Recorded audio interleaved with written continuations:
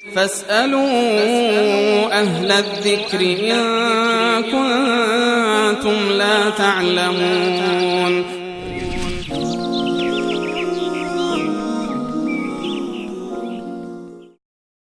جناب استاد، خواهری 16 ساله از ارومیه روستای الواج پرسیدن که آیا خواندن آهنگ در خانه برای خود جایز است یا نه؟ و همچنین تشکر کردن از برنامه‌های شبکه جانی بزن.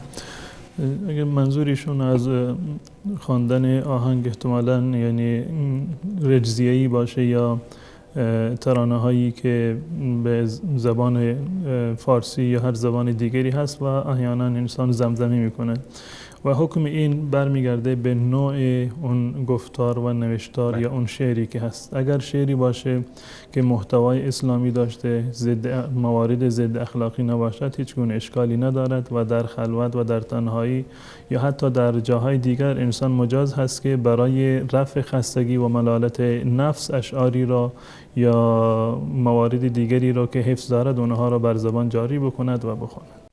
فاسألوا أهل الذكر إن كنتم لا تعلمون.